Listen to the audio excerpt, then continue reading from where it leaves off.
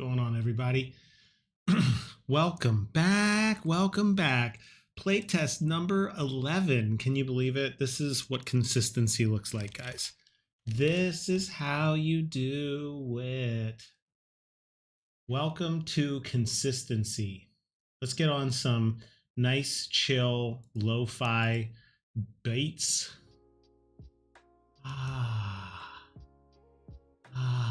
Feels nice. Feels nice. How are you all doing? How is your Tuesday?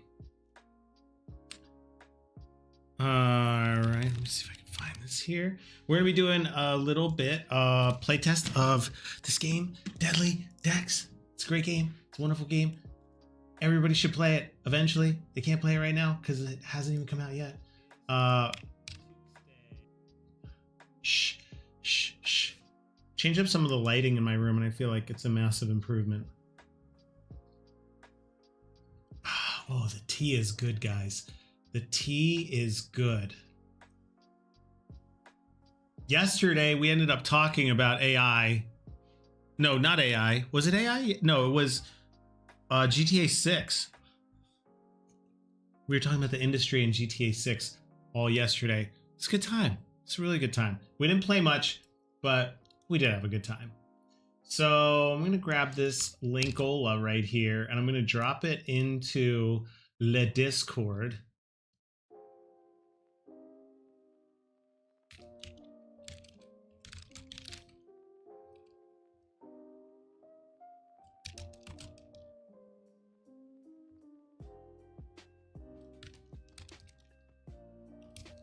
At Timu Wow. I almost wrote Timu Wow.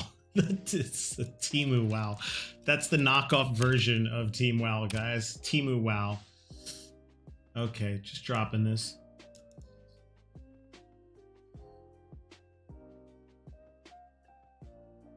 And who else was I going to send this to?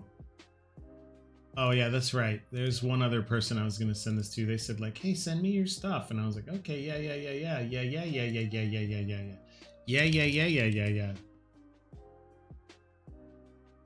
I'm sure there's like a way to do like, oh, you can just stream everything and it's not a prob.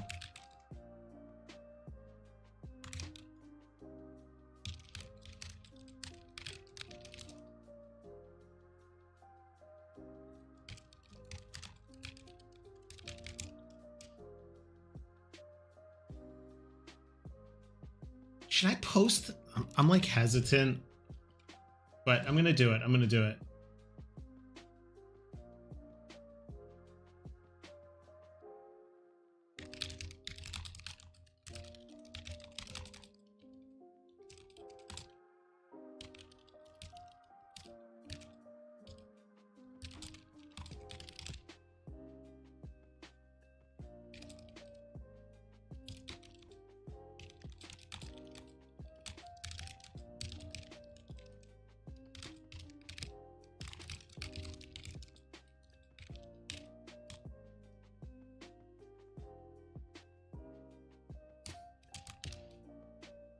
Okay, well, we'll see.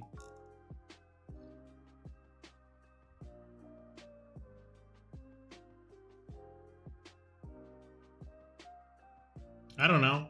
See who shows up today. Look at this. We got Raymond. Yeah, Timu. Wow, you guys are still here. Great. I didn't see you guys. I was trying to do all this link stuff. I gotta find out a better way. I've been out of the game, guys. I'm a dusty OG streamer from the pandemic days. I gotta find a way to automate this like linking stuff because I feel like I don't know why I'm posting every single day.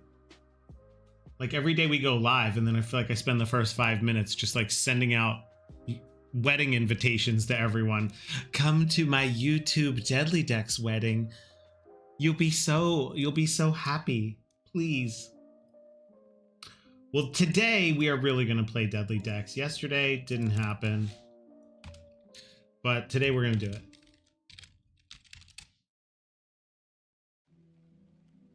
Today we're really going to do it.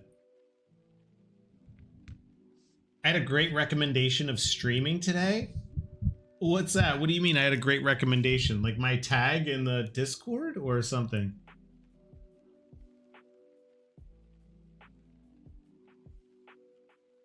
Well, for those of you who are new here, let me just give a quick rundown. This game is called Deadly Decks. Title card. Deadly Decks.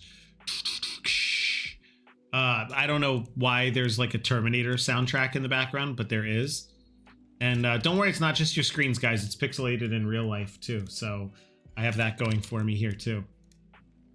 But yeah, this is Deadly Decks. This is a card game that I've been working on for over a year now with James.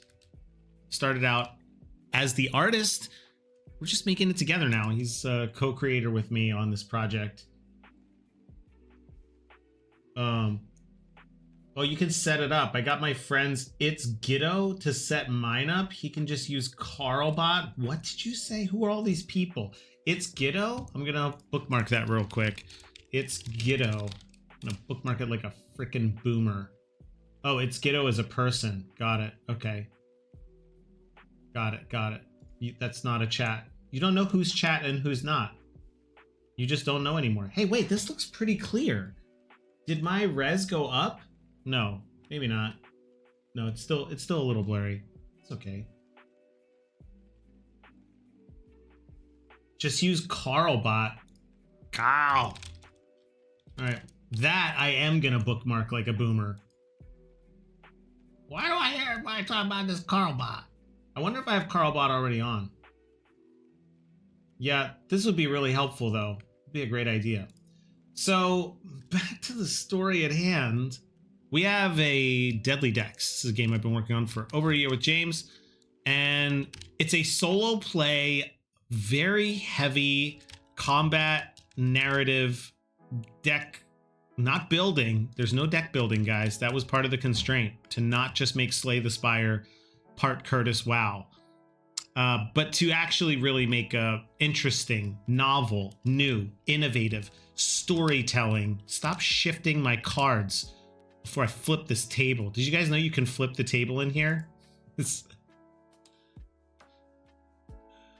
Sick of this. That was loud.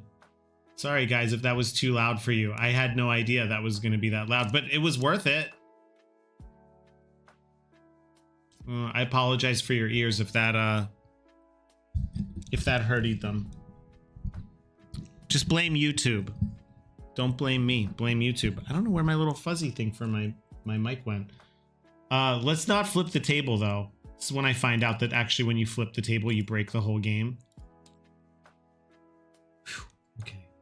By the way, if you stream at a higher resolution, like streaming in 4K, it will make 1080p way better. I heard that too. That was the one thing I didn't try, Raymond. All right. I will try it. I will try it. Oh my God, it's hot in here. Humans are so funny. It's too cold. Make hot tea and put a jacket on. Oh, it's too hot. Open a window. Oh, it's too cold. Put the heater on. Oh, it's too hot. What is the deal with us? All right. By the way, just so you know, I did turn the latency down or up. I don't know what you would call it, but there is more. It is slower now because they said that would help. Streaming 8 times makes it better. But this is my 11th time for streaming, and it still hasn't become better than better. By the way, the reason these keep turning, I keep pressing E. Anyway. All right, so today, without further delay, let's go ahead and play a little round of Le Deadly Le Decks. So we have Kira, we have Rowan. I'm gonna play with the same guys we've played with before, and Ashmar. I have a feeling though, just letting you guys know, it's probably gonna be the last time we're gonna play with these guys for a little bit. So say your goodbyes. They're graduating, guys. They've graduated to a balanced hero. No, seriously though, these guys are feeling really good. Kira now feels like she has a place. We changed her ability, though we didn't get to try it yesterday. We're going to change her ability to being able to use a shield on anybody and most likely having a better shield, not just a 3. No, I mean streaming the live stream 8. Oh. Like a copy of a copy of a copy. Here, you guys copy my stream and stream it. It will look better, I guarantee it. So for her to do this, let's trash this basic shield, which I always felt was a little weird that she had a basic shield. I mean, come on, she's like this like cool badass leader knight kind of archetype, and then she just has like basic. Let's give her a knight's shield because she does look like that's what she would have. Okay. We are gonna trash this guy. We don't need this basic shield anymore for right now. So I'll leave it there and then find out at the late end of the stream. I'm wondering why it's there. Why did I put a basic shield over here? All right, so she now has a knight's shield. We're gonna put that on her offhand. I don't think that makes a difference. It's interesting. I never really thought about that you could have like offhand.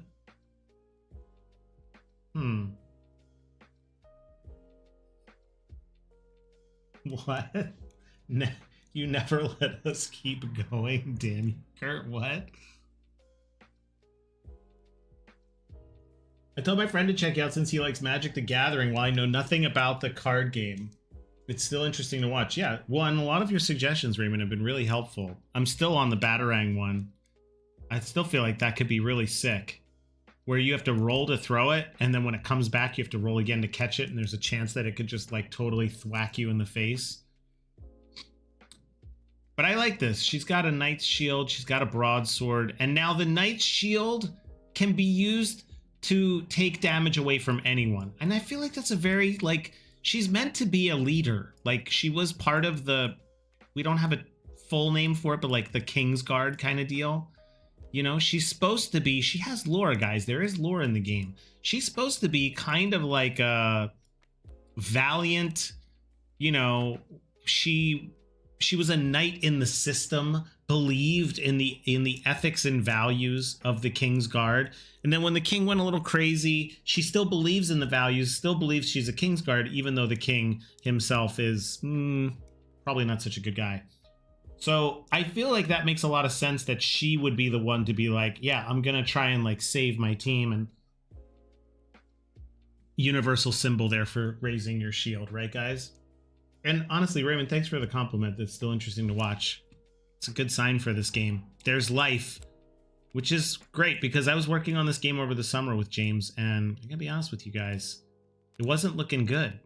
This thing was a little close to flatlining, in the sense of it just, like, the game just wasn't going anywhere, you know? I don't know if you guys have ever made a game where that happens, where you just feel lost at sea with it. Like, it's not that you can't make it. It's not that you don't know what the mechanics are. It's not that you don't know what the game is supposed to be, but you're just making it and it's not like coming together. Like, people play it, you're not getting the reactions that you're hoping for.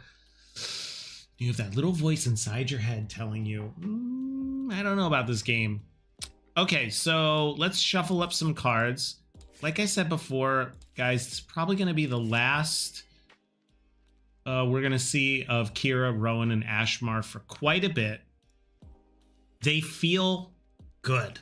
Like, they feel really good at this point. And if you guys have any takers, you want to vote, not vote, but just shout out. Other than the Magic dealers, we're not going to do them. But, you know, we have 3 out of 4. So who don't you want to see, as I guess the question. And then we'll pick from the rest tomorrow. Bucket's going to be a real pain in the bucket. He's like halfway finished, but he's not yet. He's not done yet. All right, let's get into it, guys. Rip Ashmar. I think he's my favorite so far. Oh, yay. That's how we wanted him to feel. We said we were going to make him a 9, though. He needed like 1 extra health, right? Because if he gets hit for 3, he turns into a 5. And that just feels like very close to death for just getting 3 hit points. Whereas if you got him at a 9, you get him at a 6, you still feel like, okay, 6 is okay. So let's just put that down. He is one of my favorites too, Raymond. He's really fun. I think the idea of him researching, now that it's working, it's really fun. Like the fact that he can like research and help the team. It's really cute. His torch is really funny too, that it can totally just like fumble it. He's really grown on me. I do like Rowan a lot. He still feels like these two weapons are a little too close together.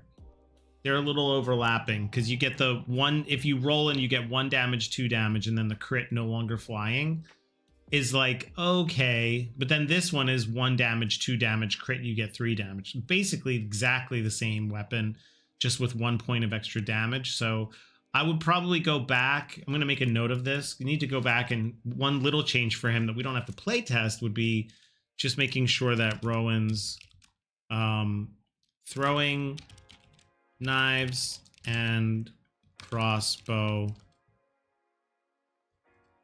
don't overlap.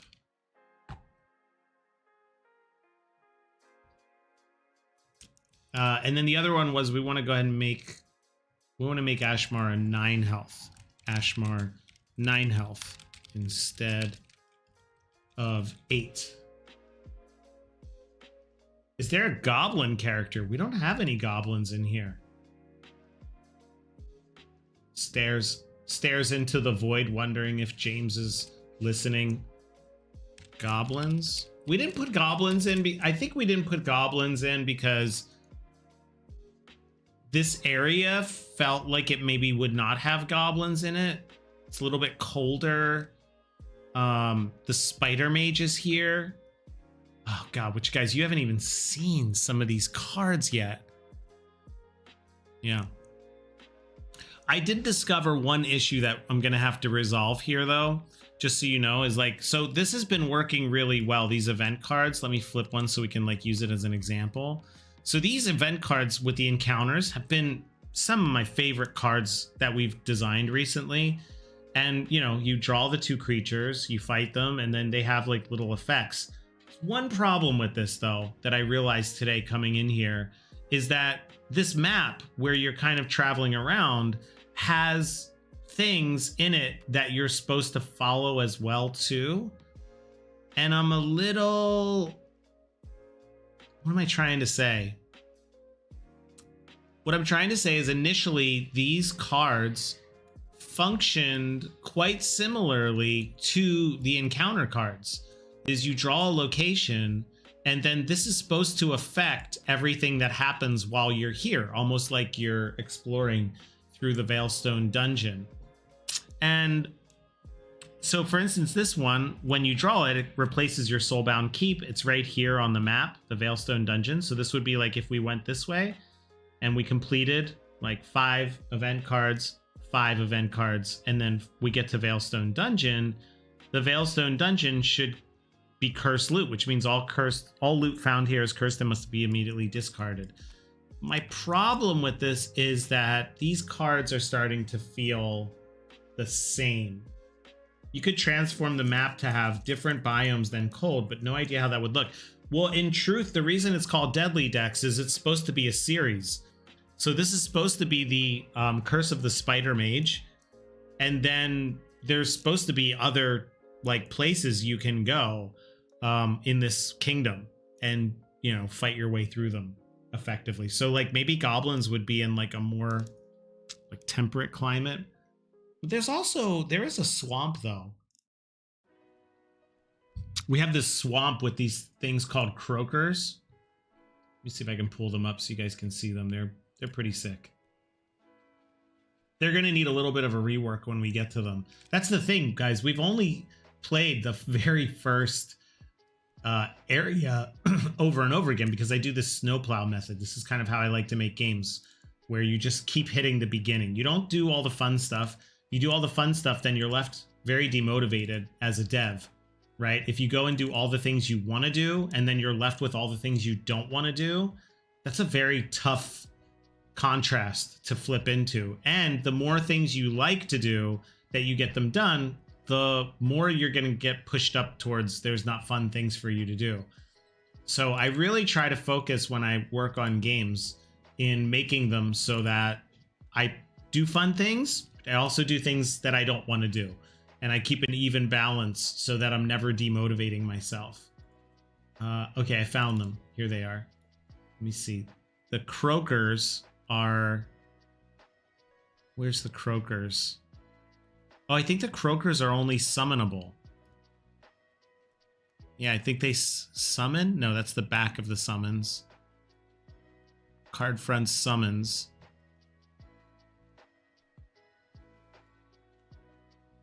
There's kind of like witches. I don't think you guys have seen these ones there. There's a croaker. This one is really cool. This one's called a vile croaker. This is a very specific one.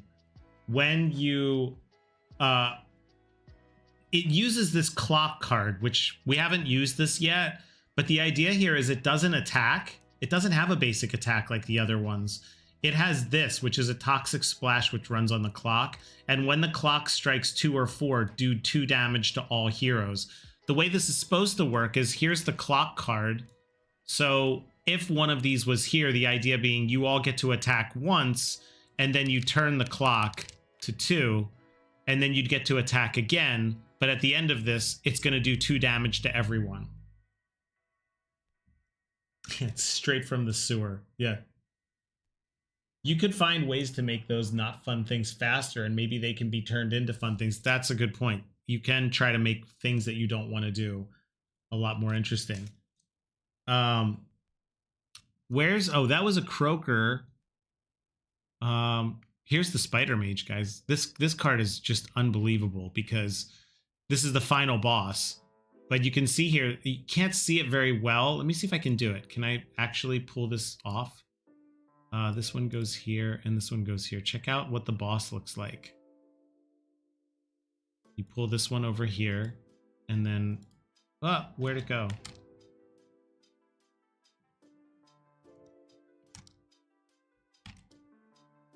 Can I do it? Oh, there we go. Okay, it's letting me do it. I just need to do this. This is how it works. So you put this guy here. Put this guy... Can we do it? Yeah, I think we can. Put this guy here. Look at this. Look at how beautiful this is going to be. All 3 cards line up to make a complete spread. Each one is its own thing that you have to delete. Don't talk bad about my dad. So when the Spider Mage pops up, he has his own thing. But he also has his little egg hatchlings. When the clock strikes 1, you summon 2 spiders. And then on the right-hand side, he has the Soul Giver Orb, which when the clock strikes 1, you summon 1 undead guard. So this guy is crazy. When the clock strikes 3, discard 1 spider and 1... and summon a savage spider. So he can surge his spiderlings, the basic spiders, to be turned into savage spiders. And then when the clock strikes 4, select a hero and do 5 damage to that hero. So this is kind of like a whole summoning evil bad guy kind of deal. So this is going to be interesting. We're like nowhere close to balancing this guy. So it's going to be very interesting to see what happens as we get along here. Furry said, I hated fixing shading until I found out how to fix it, and now it's super fun. You almost quit. It do be like that. It do be like that.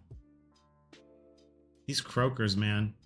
Oh, I didn't even show you guys. So the great thing about this dude is when he shows up, you summon the Croaker Dissectium, which is a spell book, and you can give it to one of the spell, one of the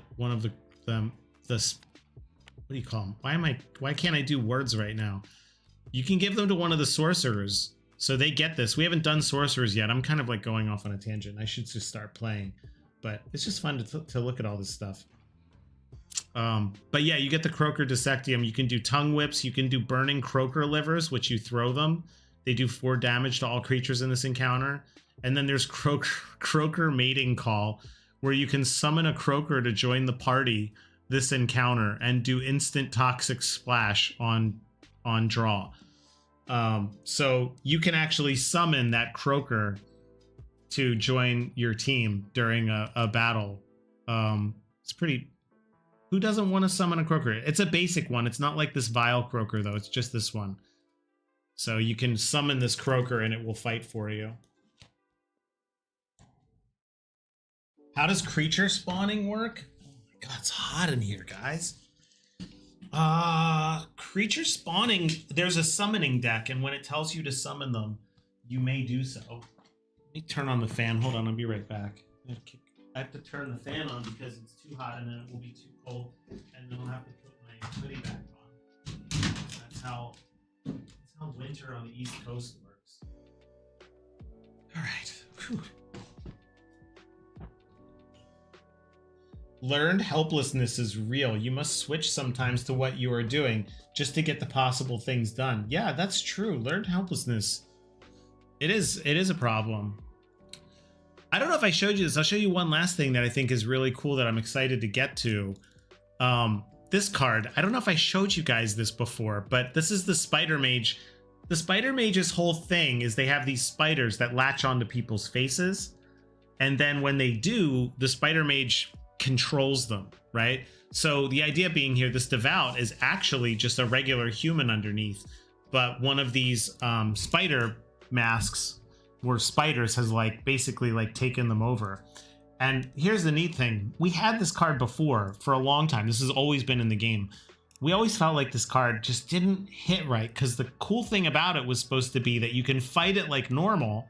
It's a 7/4, 7 health, does 4 damage each turn, but you can also opt to break the spider mask, and you choose a hero and you roll and add their speed. And if it's 4 or more, you defeat this Devout, and then you summon a spider. This card was like, just never felt right because you would just either fight it or you would roll. And then if you rolled and you actually got it, it was just over. Like it was kind of boring. It was like, oh, I just rolled like right off the bat and I knocked the spider mask off and now you just have to fight a spider. But this is what got really interesting. When we introduced the NPC deck, now, wait till you guys see how this works. Now what's going to happen with this is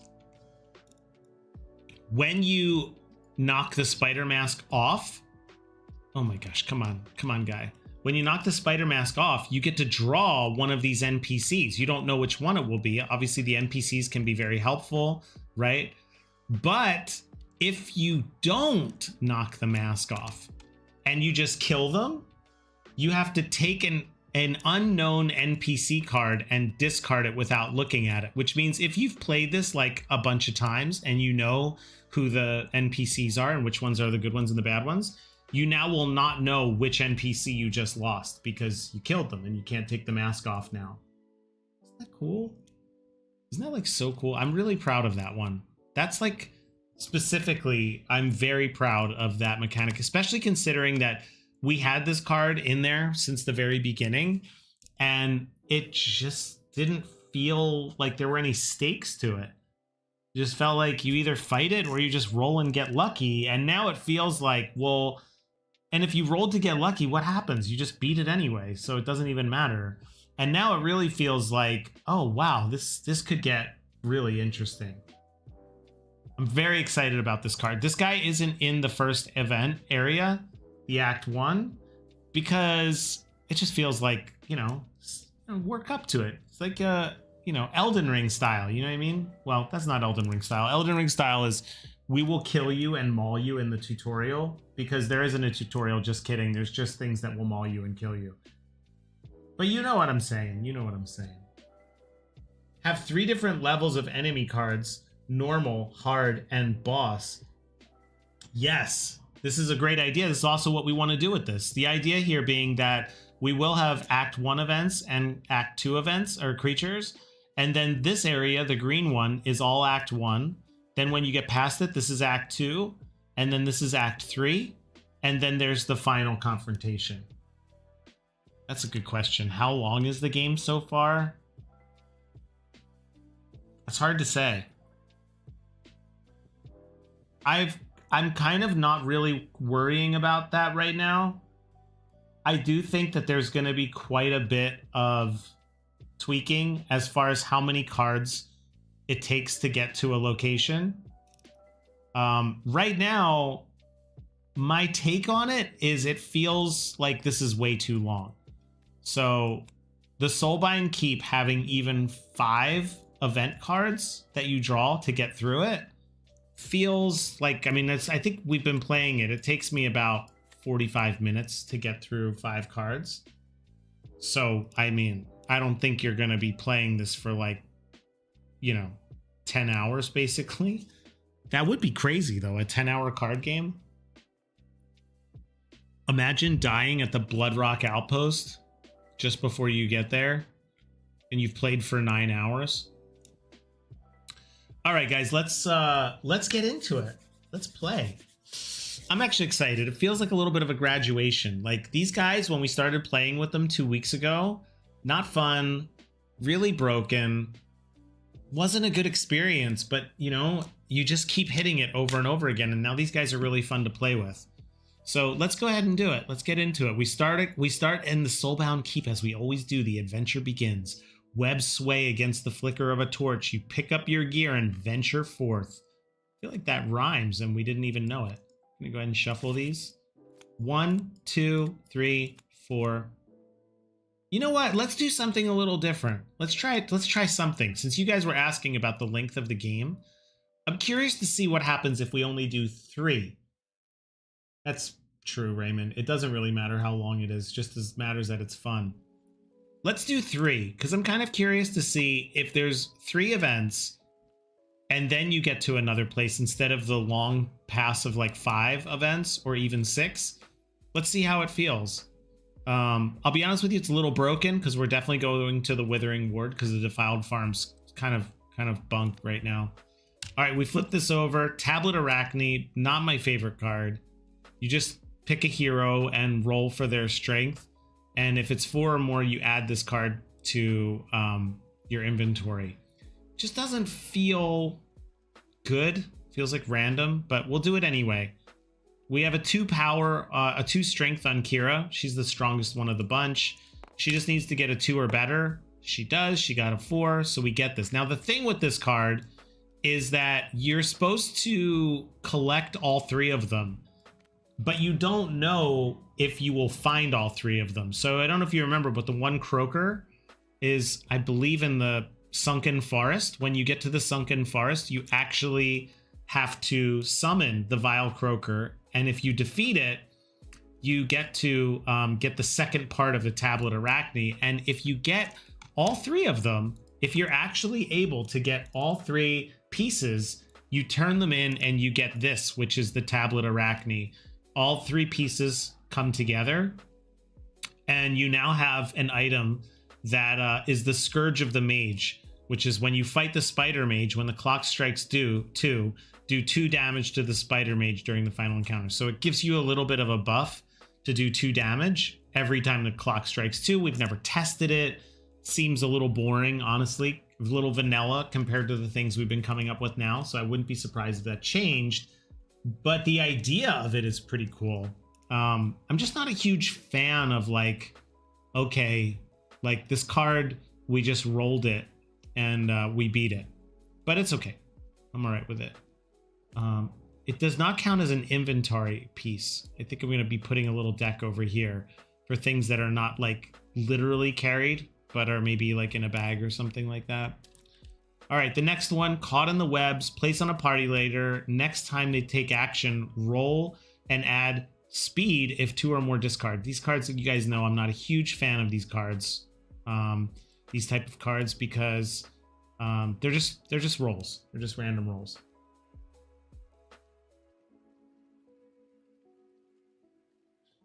Raymond said, oh, Furry said, I think it both matters. You don't want the game to be over too fast or too late. That's true. Raymond said, chat, make sure to like the stream. Oh, thanks, Raymond. Thanks for the shout out. Yeah, guys, we just hit 200. So I can't say the thing of we're almost to something because we're actually like not almost to anything. 99 away from my next milestone.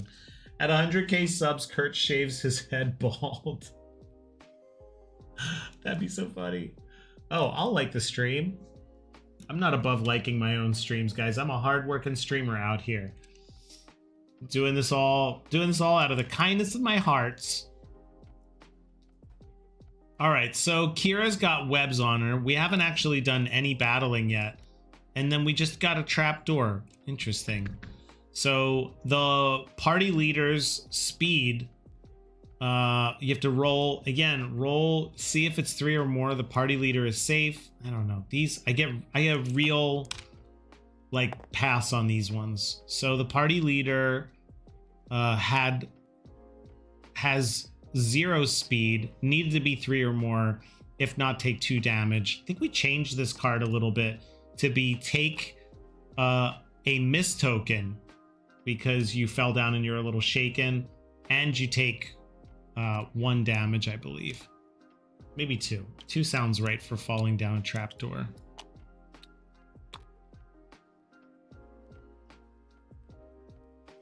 I noticed that. Actually, yeah, there's been... That's really true. He said 2,000 years later. Hey, you never know. Consistency is the key on these platforms. I was doing it during pandemic, and I'm feeling like, you guys know, I've tried to make a couple comebacks since pandemic and stream a lot, and it just hasn't worked out. But this is working, guys. And I'm trying this week. I'm trying, pushing it, to try and make this my first week where I stream 5 days in a row. So we'll see. The previous 3 weeks, I've been like 3 days a week. But so far, Tuesday, 2 streams. Let's see. Let's go. Yeah. I feel like YouTube is better. I'm going to do the dual stream eventually. I've committed to it. I am going to do a dual stream where I'm on Twitch and on YouTube. Eventually. I'm not ready to part with my $30 a month to be able to do it, though. All right, so this is interesting, guys. This really wasn't that fun of... This really wasn't that fun of an event, but let's keep playing through it. Let's not pull the plug yet. We get a choice between, as I mentioned, you guys will see what I'm talking about here. We get a choice between the Defiled Farms and the Withering Ward. These are our 2 choices. We just completed the Soulbind Keep. And the Withering Ward is a location. It's a town. So it has a shopkeeper. So you draw 2 loot cards and you can purchase for coin or discard. We don't have any coins, which is also a problem. The inn, you can pay coins to heal hearts or pay 1 for each additional heal. Or we could go to the Defiled Farms and get 2 coins, find 2 coins in an abandoned barn. My biggest problem with these 2 cards right now is that they are so polar opposite in values. This one, you could potentially get 2 loot cards. You could also heal. Whereas this one, you just get 2 coins, which is kind of so far what you get for... it's what you get for just beating monsters. So it's kind of like a... Okay. Kick is horrible, Raymond says. They pay so much for 600 viewers. It's like $80 per hour. It's like $80+ per hour. Really? Do they really pay for views? Yeah. For me, Kick just has a schemy vibe to it. You know, I'm not down with this whole like gambling thing.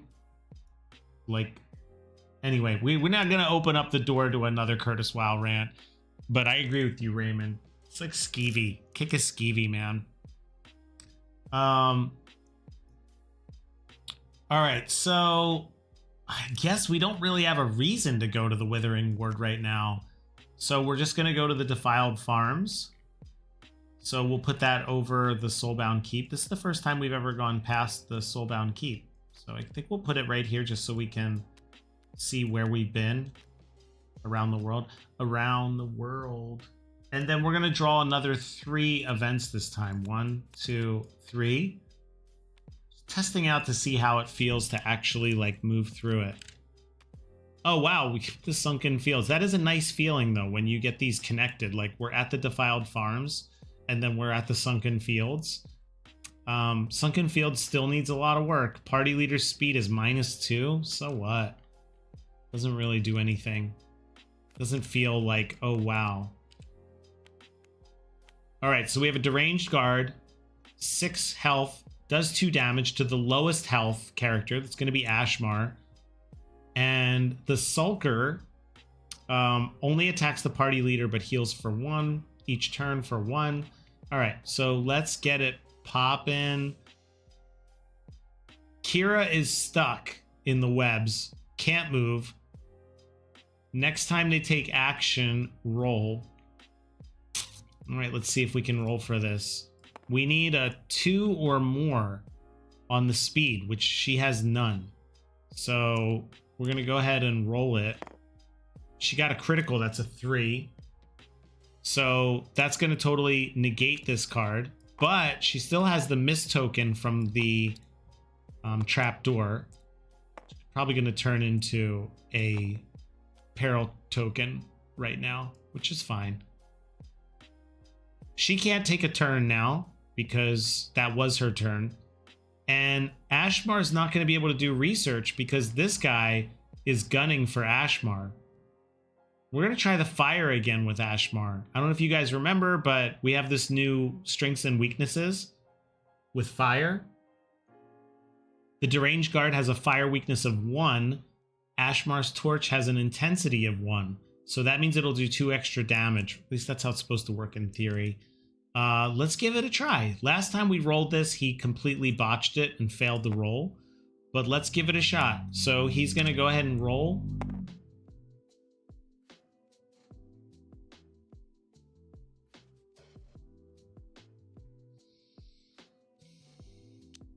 That's a miss. That means the torch has now been put out because he missed again. It's not supposed to happen. It's a 1 in 6 chance. It's a 1 in 6 chance for that to happen. And it happened both times he's used the torch across like 3 days or 4 days. It's like almost like he wants to miss on it. For every new area or new bosses to fight, did you get to pick new characters? No, these are the 3 that you take with you to the grave. There is some possibilities that we've had where you can get a card where there's a campfire and you're allowed to pick one of them. So in case one of these guys did die along the way, when you get to the middle part, there's like a campfire place where you can meet another hero and then re-up. But, you know, there's no telling if you'll get that card.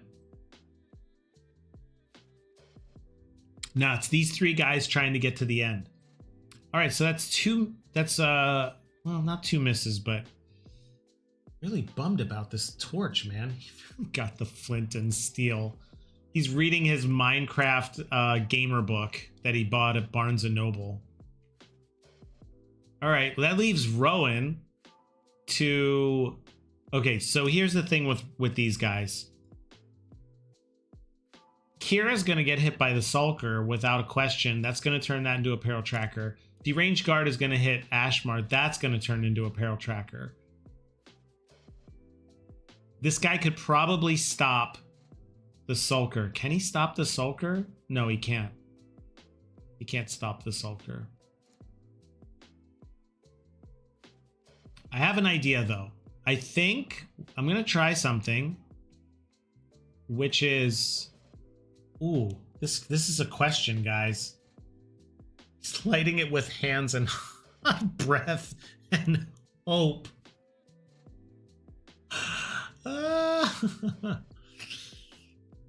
Yeah, you can draw a new character using an item or something. Yeah. We have this one crazy card in here where you can actually sacrifice one of your heroes and get full health for another one, which now maybe is actually a pretty viable card. But before, when it was a much shorter experience, you never really used it. My thinking about it is this. Kira now has this ability to use the shield on anybody when they're being hit. And I'm guessing she can do it for everyone? I don't think so. Okay, so this is where the question comes up, the game breaking stuff here. Because she has this new power. It's not written on here, but her new power is she can use her shield to block damage for any hero. Me personally, though, I feel like 2 things. One is, I don't think she can just use this for all 3 people. Let's just say there were 3 monsters up here, 3 creatures. She could block it for herself, block Rowan's, and then block Ashmar's if she had like a 10 shield. That just seems not realistic. Again, going into that narrative side of things, like how would she do that? I don't know how she would do that necessarily. I mean, you could argue that they're like all close together and she like blocks it for everyone.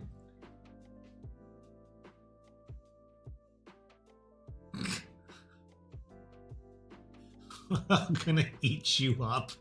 Nom nom. I'm gonna eat you up. That's what Kira and Rowan say to Ashmar after the 4th fail. They're gonna eat him. I wonder how much health they would get for eating him. I'm feeling like the question is, can she use her shield as many times as she wants in a round? Or is it only one time? Like, for instance, like she can use it to block Ashmar's, but then this shield is exhausted and she cannot use it for herself. You know? And then maybe each round, and then maybe when this turn is over, you reset it. Don't allow shield to stack. You have to pick only one character to shield. Yeah, I agree. I agree, Raymond. I agree. I think that's just too much. And also, I think it goes back to like in game design, you want players to make interesting choices. Really, you want to make interesting choices. So a lot of people get it messed up. A lot of people think that games are about making people feel powerful, but really that's not what it's about. Really good game design is about creating interesting choices and challenges for your players, which is not really power. You have the power to make the choice, but you don't have the power to solve everything. So in this one, I would say like leaning back on those kind of like game design foundations, I believe that if she could save herself, then Rowan, and then Ashmar, there's no choice there. Like, what's the choice? You just use your shield to just save everybody. There's no choice. A much more interesting choice is, okay, I can use my shield to block for myself, or I could block Rowan, or I could block Ashmar. So, with that said, here's how this is going to go down. Rowan is going to hit. If he hits the deranged guard, it can only go up to 2 or 3, which means he would be at 3, which means he's not going to do extra damage. I think we get a good shot on this guy, and then Kira blocks for Ashmar so that Ashmar doesn't take 3 damage and a peril token, and then she gets hit for 1 and gets a peril. This sounds right to me. I mean, I think that's a good strategy. Let's go ahead and roll it. You can guard your guy with the least health. Oh, that's interesting. One more fail, Ashmar. Oh no! Oh no! How is this possible? There's a 1 in 6 chance. Oh, damn. Well, the good thing about it is he's not getting hit. Nobody's like gunning for him, so this is just going to get washed away. But it does suck that we didn't get even a little bit of damage off on this round. Ugh. All right, so she's going to block for Ashmar, which means the 2 damage comes directly to the shield out of 5. So there's 3 left on here. Ashmar doesn't take extra damage, even though he should. He could have. He didn't because it was blocked. And then Kira's going to get hit by the Sulker for 1, which is going to flip this and also mean that she gets 1 damage plus the 1 for the miss token. So, yeah, that's where we're at. Rowan does not get a miss token on him. He's fine. Whew. All right. That feels right. Let me just write down some notes here. Okay. Kira ability can shield any hero, but the shield can only be used once per round. These are called rounds.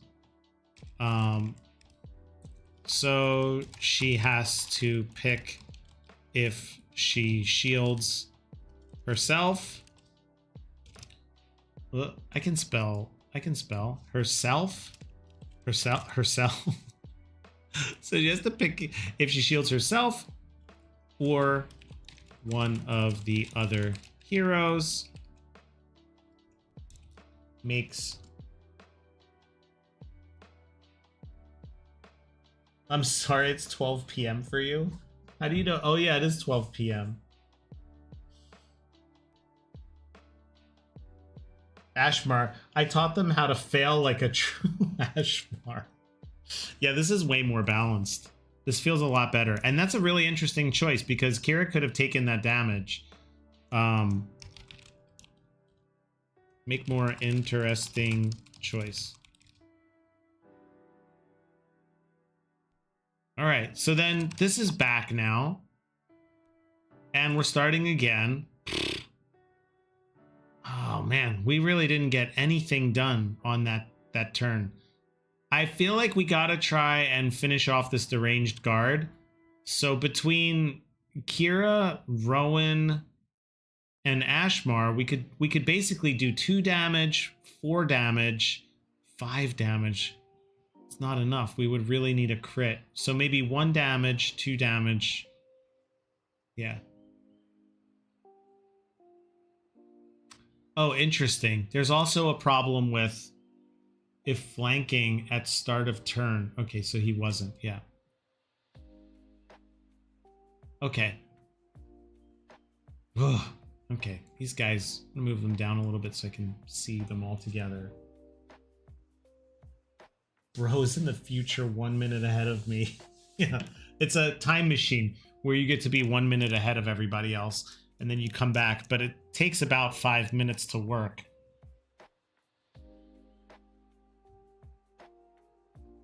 All right, so Kira's gonna try, we're gonna try and take down the deranged guard.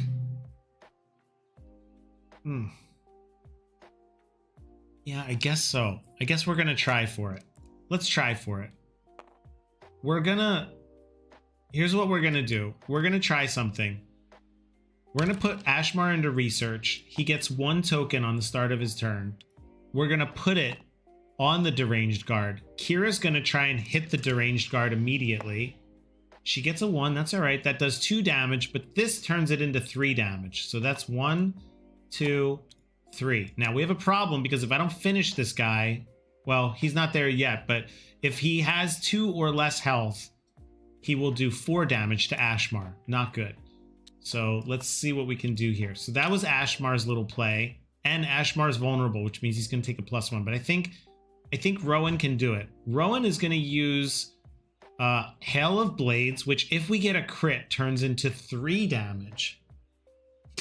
You're bullying Ashmar. Yeah. Okay.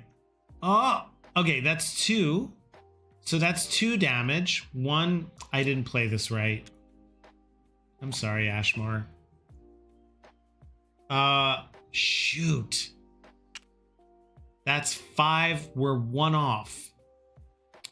We're 1 off. I needed one of them to crit. That's what I needed to happen. I shouldn't have done that. Let's put Rowan into flanking. I should have flanked Rowan at the end of the last turn. If I had flanked him at the end of the last turn, I would have gotten a +2 on this roll, which would have put it at a critical. That's what I didn't do that right. That's what I should have done. All right, well, time to pay. Here we go. This guy now has 1 health left, which means he's going to do 4 damage to Ashmar. And Ashmar is vulnerable, which means he's actually going to take 5 damage. I'm going to use Kira's shield, which only has 3 left. So this takes 3 out of the 5. Well, we just give him 2. So 3 out of the 5, and her shield is basically busted. We'll put it over here. That was not a great play on my part. All right. And then the Sulker still hits Kira for 1. All right. So she's down to 9 health points. We're not doing so hot right now. I'm going to go ahead and take one of these elixirs and get Kira back up to. So she's at 11. Although it's interesting, if she went lower on her health, she'd actually be better than, yeah, I feel like it. Yeah, I could have played that better, but I'm learning. This is fun though. I'm learning about my own game, which has never happened to me really before. But I guess when you have systems this complex, you can't really think of how everything's going to play out. Okay. All right. Well, look, this guy's done. He's going to be done. He has to be done.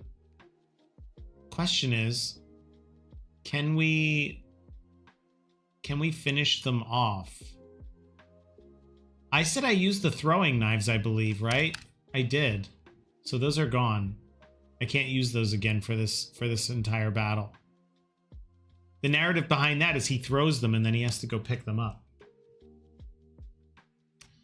Well, let's use Ashmar again. He gets one. He's going to get 1 research token. Let's put it on the Sulker. Let's get Kira to hit the deranged guard. So she's going to hit the deranged guard. That's a 2. That does 2 damage. And the deranged guard is done. It's that 1 last health point that we really needed to knock him out last time. And then Rowan is now flanked. And flanking, you have to set this. You exhaust him at the end of his turn. If he's in a flanking position, which is when he's turned, again, I got to really make sure that turning makes sense. But when he's turned, you get a +2 to your roll. I've already used these, so, you know, we're just going to get 2 damage on this guy. That's all we're going to get.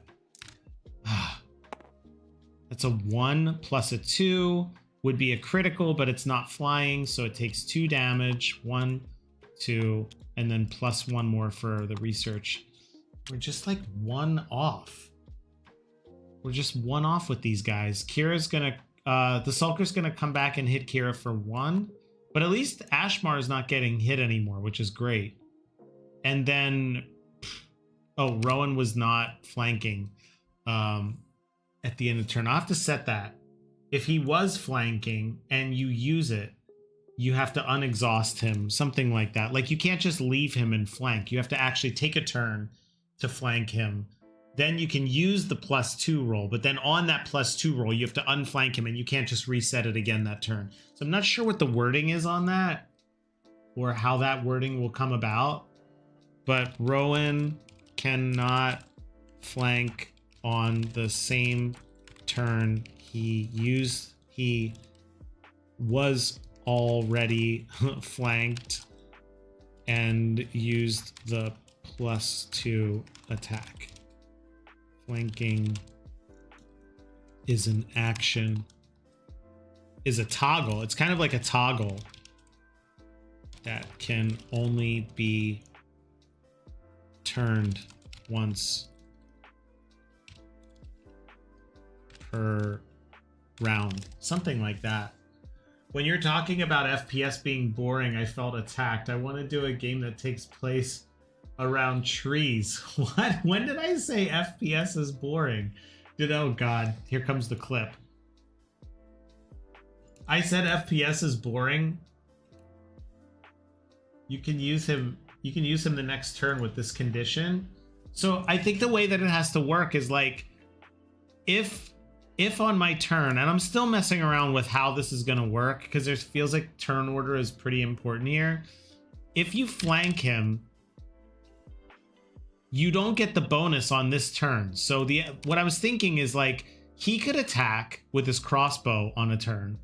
You do 1 damage, and then at the end of that turn, he rolls away basically, and then everyone takes their turns. Damage is assigned, and then at the start of the next turn, he's done rolling and he's in position. So you use your crossbow and you get the +2, but now he is not flanked anymore. And you can't just on this turn be like, you shoot when he's in position after rolling, then he unrolls, then he rolls again after that shot. Like that just feels like it doesn't work that way. But that's I have to think of how this will work. It might even mean that there's a different type of card. Maybe there's a toggle. I wouldn't call it that because it wouldn't match the theming. But from a mechanic standpoint, maybe a toggle card or a toggle insignia, which means you can toggle this card to be flanking on a turn or unflanking and use the rotation, but you can't do both. So if you start the turn and the card is already toggled on, then you can only untoggle it and use the +2 for the hit.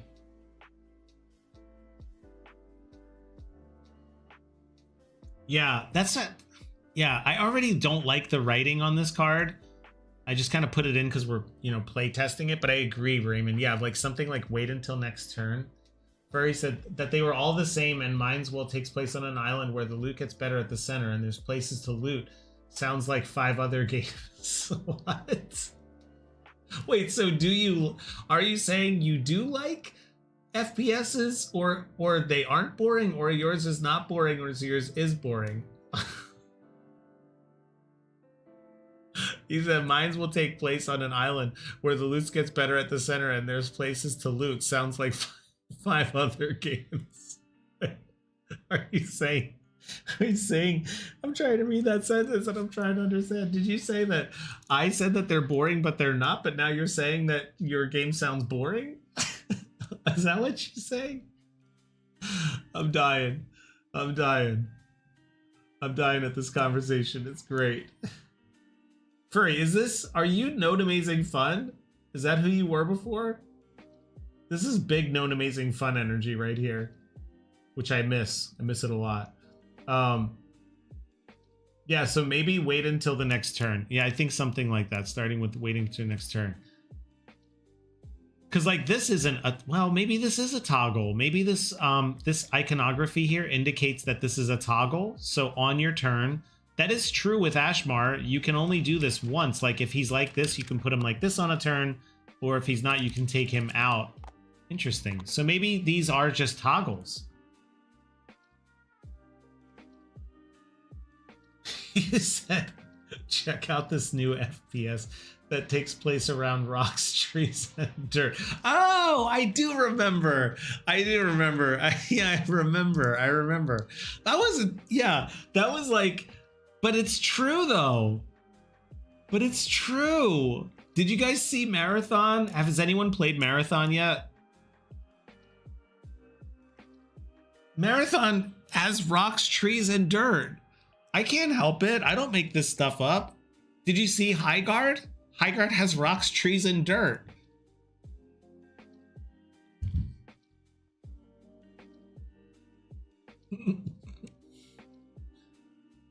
Furry said maybe he did get hit hard. I don't know who I was 12 hours ago. Oh no. So you're not Known Amazing Fun? Because I feel like this is Known Amazing Fun energy, which I love. But maybe that's not you. Okay. I don't remember if we rolled or not. Wait, we finished this and then Kira took 1 damage from this guy. I don't remember what happened.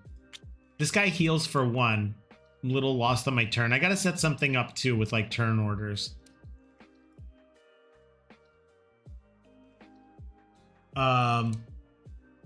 This guy heals for 1 whenever he attacks the party leader. So the Sulker got 1 health back. Kira's gonna try and finish it. Oh, jeez. Tough gone. Ashmar's gonna use research because we need to. He's gonna drop the research on the Sulker. Rowan, who is not flanking because we could not do that. We had it last turn. Just needs to get a 2 or more for 2 damage. Oh, he gets it. That's great. 2 damage plus 1. Oh, I guess he could have gotten a 1 and we would have finished it. That turns into 3 damage. Sulker's done. Whew, this was a battle, guys. This was a battle. Rust, PUBG, DayZ, Fortnite, Tarkov. That's what I'm saying, man. Oh, look, I blame the industry for getting too hype and excited about ray tracing. They just want to show reflections in water. They want to show draw distances. They want to show like all these things. And like, I don't know, dude. For me, I just see these games and they all really feel like it's just the same packaged environment. I want to see something new. You know what I've really been thinking about, guys? I've been thinking about making a game that has the look and feel of late 70s, early 80s, but mostly late 70s sci-fi book covers. Have you ever seen sci-fi book covers from the 70s and 80s? Sci-fi book covers 1970s. There's like a real vibe to these books, and I've been really thinking about like making something that kind of has like really like this feel to it, like real 70s colors, you know, this kind of stuff going on. Like, I've been really thinking about it. I don't know, there's something, I mean, I've kind of been doing that with Deadly Decks, going in this kind of like poppy 80s fantasy. Not that that's really what the book covers look like in the 80s for fantasy, but I've been thinking about, you know, this kind of stuff. Like, oh, thanks. That's not what I was trying to look at, but okay. You know, like stuff like this, and just really cool imagery.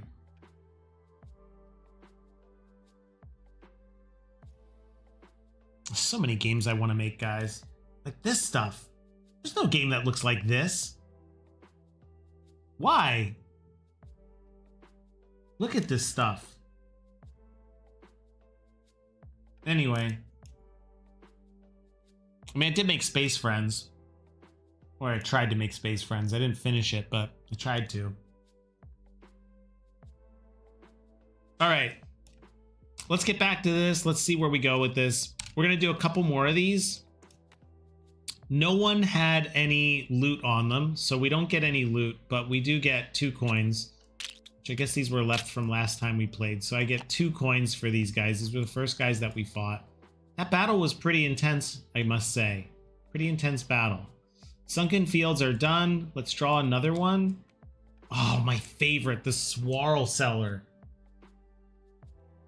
Many new indie games are starting to use older effects, like making the game lower resolution and upscaling to give it an effect. I've noticed this too. I'm not mad about it. I kind of like this whole feel of things going back to like PS2 era graphics. I mean, I really love PS2 graphics, so...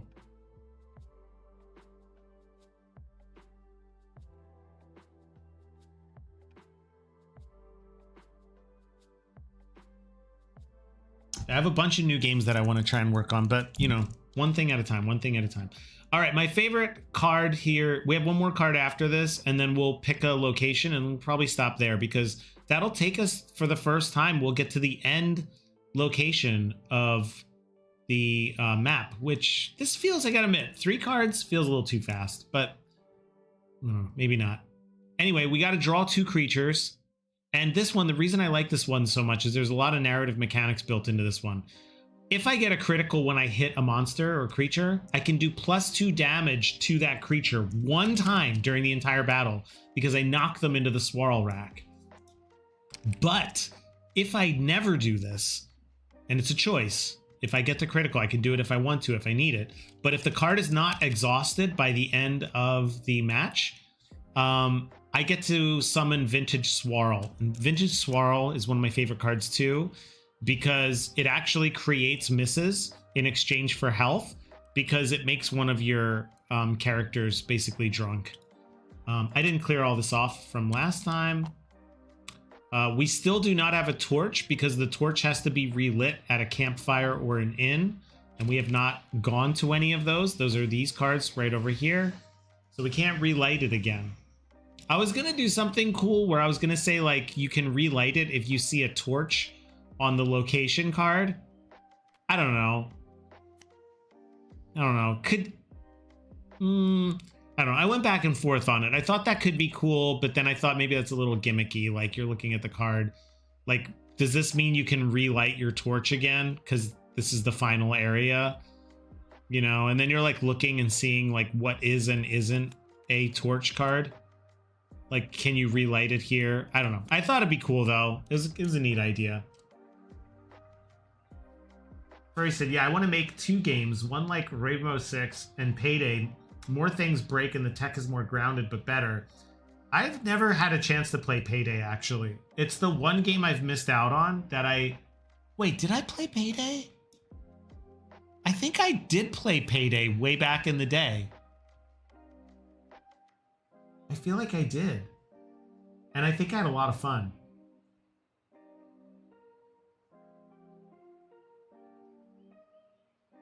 Yo, what's up, Fist Fight? I love your name. That's a great name. Welcome. This is a game that I've been building for over a year with a good friend of mine named James, who has done all of the artwork on here. It's called Deadly Decks, and it's kind of wild. It's a very deep, mechanics-driven dungeon crawl, solo play dungeon crawl. You're kind of catching this. We're like midway through the first act. We're doing testing, coming up with stuff, trying out the heroes. You get to pick 3 out of 10 heroes to start the game with, and they all come with their own kits. And these characters are pretty balanced at this point. Yeah. Oh, thanks, Furry. Thanks for saying it's epic. Thanks for the vote. Okay, so again, Swirl Cellar, my favorite card. Fistfight, this will give you a great idea of like what kind of game this is. So this is an encounter. I have to draw 2 creatures. I'm going to draw 2 creatures. Let me show you how this works. Deranged Guard and an Oozer. Oozers are supposed to be 3 health. We've already identified that these guys are too easy. So let's give Oozer a little extra health. The way this one works is if I hit a critical damage at any point fighting these guys, I can choose to knock them into the Swirl Rack, which gives me +2 damage, but also exhausts the encounter card. And the reason that's important is because if, alternatively, if I beat these guys and I don't knock any of them into the Swirl Rack, I can then summon Vintage Swirl. Why don't we pull that out so you guys can see it? Vintage Swirl is, well, Aged Swirl, Sumi. Sumi for brand lies and misinformation. The Aged Swirl is great because I love this card too. A lot of storytelling in the mechanics. You can heal a hero for 3 health, but you have to place 2 mist tokens on them. You'll see what happens with that, but it's almost like they're drunk. So it's a really great little card. We're gonna put that up here. That's what we can summon if we don't knock them in there. But hopefully I won't need it. I think we can beat these guys without needing to knock them and make a mess of the cellar. But we'll see. See what happens. Okay. Kira not in great shape. Rowan is feeling fine. Ashmar, a little worse for the weather. Still no torch. Okay, so let's pick it up. We're going to do what we normally do. Let's get Kira to start it off. Let's go ahead and roll. Oh my god. The amount of misses I've drawn today have been like... Welcome to playtesting a game where you try to do things that are random, and then random ends up being just like one thing over and over again, and you never see the randomness actually happen. All right, so Kira missed. Fist Fight, what's pretty cool about this, since you're kind of new here, how the game works, when a character rolls an epic fail, if you're familiar with that from like D&D, what ends up happening is they get a mist token, as if they like swung and missed. And these mist tokens are not a big threat unless at the end of the turn they get hit by a creature, which that's probably going to happen. No, actually, maybe not. These guys have a certain type that they're going to hit. If Kira does get hit, this will turn into, it will flip. It will cause 1 extra damage and flip into a peril token. And if she gets 3 peril tokens, she gets to pull these wonderful, wonderful cards called peril cards, which are things like broken arms and things that you can't get rid of, which we'll go ahead and shuffle that. She's not going to get hit, though. Famous last words. Who is going to get hit? Deranged Guard does 2 damage to the lowest health. That's going to be Ashmar again. It's really sad for him. It's like he's going to get hit again and again and again by these Deranged Guards. They are just bloodthirsty for some Ashmar. Trying to get that Ash. No, he didn't. Fistfight has left the stream. It's like our first new visitor in a long time, and I had to make a horribly punny joke like that. I'm sorry, guys. I just can't contain it. All right. The Oozer is a 3 health, gonna attack the last person that hit, and then we're supposed to put a secondary attack pattern in case nobody hits them. I don't remember what we set. I don't remember what we set. If game dev has 82% chance of not doing what they want 100% of the time. Curse the dice block. Yeah, let's just delete that dice. Oh, thanks. Thanks, Fist Fight. Yo, we got a sub today. Thank you. Thanks for hanging out. Yeah, we're gonna be playing this game. I play this game mostly daily. I mean, I don't know. Daily? I mean, I played it 3 times last week, 3 times the week before, and 3 times the week before that. This is the 11th playtest, and this could be my first week of 5 straight back-to-back streams. So let's do it. Let's do it. We can do it. And these are actually my 2 hardest days because I have to work at night. So these are my hardest days to stream, and I'm pulling it off. So I think there's a good shot I might be able to do 5 days in a row. All right, so Kira missed. You see me procrastinating because I don't want to deal with the fact that these guys keep missing their shots. Ashmar, again, no torch, which would be really helpful right now, Ashmar. We used the torch in the first round, and when you miss with the torch goes out until you can get to a town, which we haven't been to. So, yeah. So that's where we are with that. We're supposed to have 4 coins, by the way. We beat 4 monsters, and we went to the Defiled Farms, which gives you 2 coins. So we're supposed to have 4 coins. Day 11 is an achievement. Thanks. Thanks. It is. I feel... Thank you for saying that. It's hard when you're doing your stuff. You know what I mean? Sometimes you're working really hard on your stuff and you don't feel like anything's an achievement. So it's really nice to get a shout out when you do.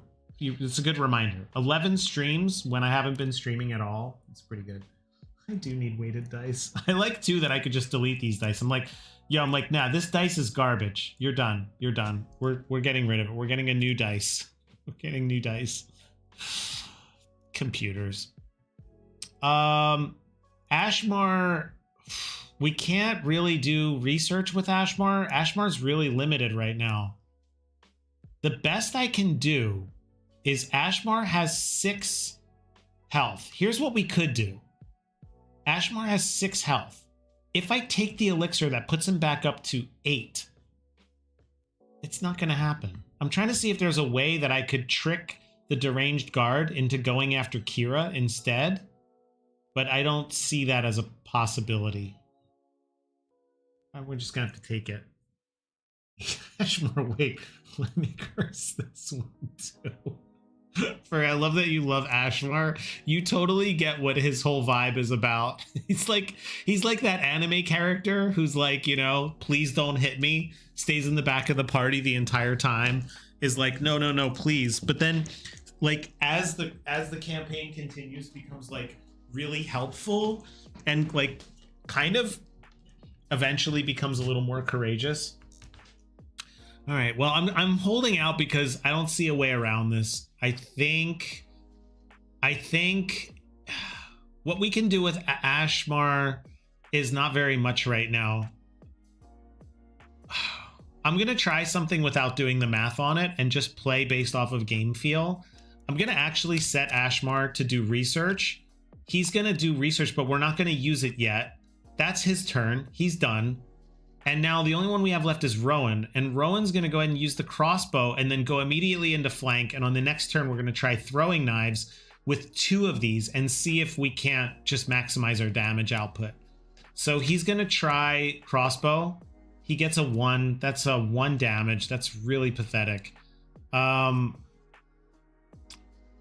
He's gonna hit the deranged guard for 1 because we really need that deranged guard to die on the next turn.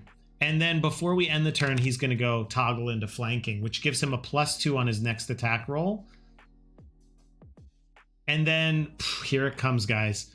The deranged guard is gonna do 2 damage to Ashmar, which actually turns into 3 because he's vulnerable while he's researching. By the way, I've debated whether or not to knock you out of it. Like, if he gets hit, he actually gets knocked out of your toggle. That means, like, if Rowan was flanking and Rowan got hit, he'd be knocked out of flanking. I don't know. Just a thought. It's probably too punishing. I think taking a +1 damage is already quite a bit. Oh god, he's down to 3. Ashmar's down to 3. Guys, Ashmar might not make it. I'm just giving you a heads up now so you can go out and buy your Hallmark cards and send delivery flowers, because he's on life support, guys. He's 3 left. He still might not have enough health. We were supposed to bump him up to 9. What are you gonna do? Darn. Putting this up here so we don't forget, that's an extra health. The Oozer didn't get hit. This is where we got to fix this. I gotta make my notes here. The Oozer, we don't know who the Oozer is gonna hit. Oozer needs second attack target. Because in this scenario, nobody hit the Oozer. The sword means the Oozer hits back whoever hits it. It didn't. So we're probably gonna do... Nerds know how to fight IRL.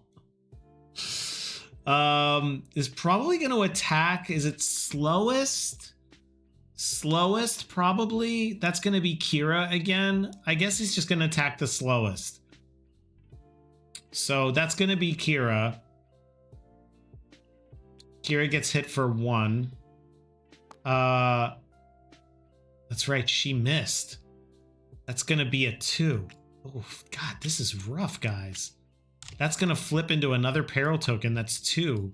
She gets 1 more of these. She's going to break her... Whoa! What just happened? Come here. No.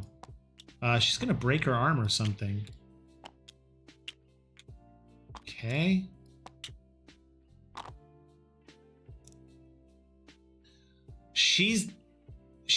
They're done. These guys are done. Okay, let's see if we can pull this off, guys. Let's see. We're going to start Ashmar off with extra research. That's 2 research tokens. We're going to place both of them on the deranged guard. We're going to try and clock this deranged guard and just knock him straight out. Kira's going to go ahead and use the broadsword on the deranged guard. She gets a 1. That counts as 2 damage. No crit. No +1 to crit. That ends up being 4 damage because of Ashmar's research. Thanks, Ashmar. I'm just going to go ahead and use the 2 trackers right now. So that's 5 damage. We need 1 more hit on this guy.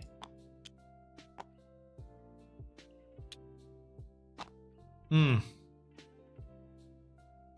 then, yeah, I guess Rowan's flanking. We got to finish off the deranged guard, because once, right now, he's down to 1 health. He's going to do 2 extra damage, which is 4. He'll just kill Ashmar if we don't do anything. I'm not going to use the throwing knives because they have a +3 for the critical, but it's better dice. Yeah. My computer is listening to me. That's a 2 plus the flanking of +2 is a 4. So that's way past critical, but we still only get 2 damage on this. But this guy is dead.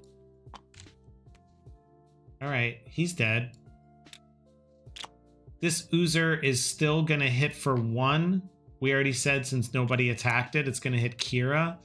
It's going to be 1, 2, 3, 4, 5. I'm trying to think of what I can do on these cards to make counting damage a little easier. So hopefully I can come up with something. So that's 7 damage. She's down to 7. We might as well use well, we won't use Elixir. The Oozer, we already did that. So now these guys start again. Ashmar is going to get 1 research, put it on the Oozer. This guy has 3 health. So if Kira just hits for 1, does 2 damage, 3 damage, and the Oozer is done. I never even got a critical to throw them into the wine rack. I don't think I've had a crit this entire game. So we do. The nice thing about this is we do get the Age Swarl out of this because we never used the knock into the rack. It's probably better for us. We get 1 loot card. Remember, we get to roll for loot. If we get the critical, we get a win. We get a weapon. Everything else is just basic loot. So we get a basic loot, a soul trap. Counts as 1 permanent soul for this hero. That's magic. Nobody uses magic. We're not doing anything with magic right now. So you can sell it.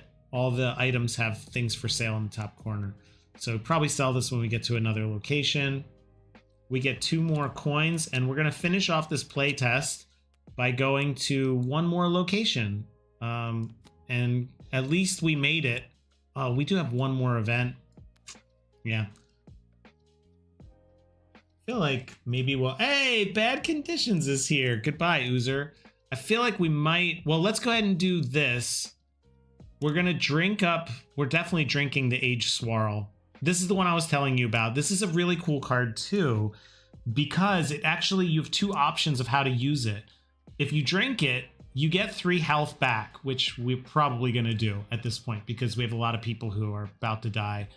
But you have to place 2 miss tokens on them, which means they start the next battle with 2 misses on them.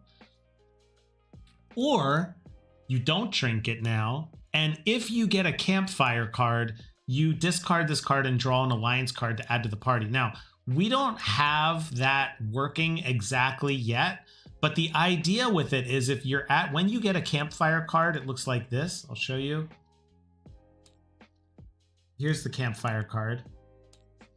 If we drew this card, your characters, actually each one of them has 3 values, 3 stories that they can tell from their past, that when they tell them around the campfire becomes a value or a bonus that the whole team gets to use. So if, hope you're following along here, trying not to go too fast.